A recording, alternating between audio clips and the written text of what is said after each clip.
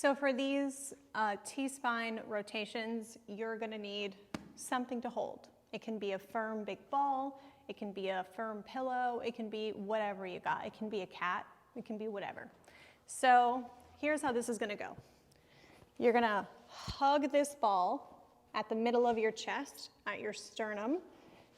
Then you're going to put your lower back against the wall. So your feet have to be at least a foot away from the wall.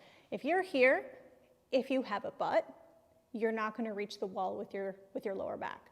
So literally every human being has a butt. So you're going to get your feet 1.5 feet away from the wall, put your lower back on the wall. So that means you're going to have to give yourself a little bit of pelvic tuck.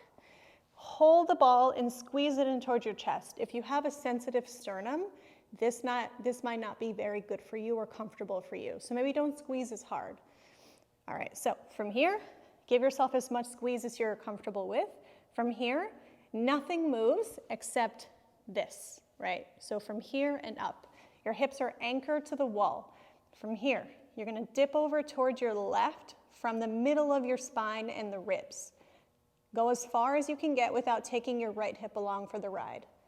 From here, start to curl your spine into a C shape. Keep your lower back in contact with the wall. Try to swipe the ball or whatever you're holding against your thighs. Keep your left glute in contact with the wall as you pivot over towards the right side. And then swipe your back against the wall. Pause. Go the other way. Flex from the spine to the right. Start to tuck yourself into a little ball. Keep your left glute in line, not in line, in contact with the wall. Reach over towards your left side. And then swipe and freeze. Now let's pair some breath with it. So you're going to take a breath in through your nose, hold it, and then you're going to exhale through your nose as you rotate.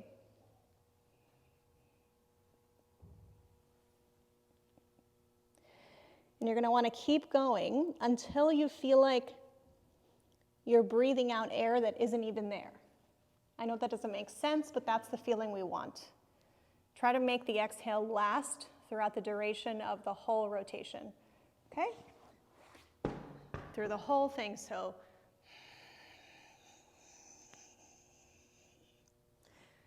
I can make excuses with saying that I have asthma, so it's hard to exhale more than I can, but I still try.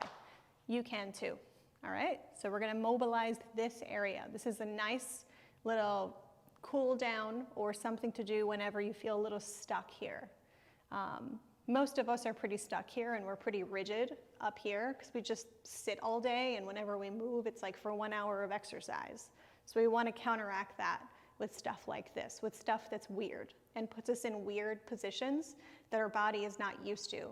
And that's what's going to encourage change, and then an adaptation to that change, and then a new stimulus comes along. So that's how it works. All right?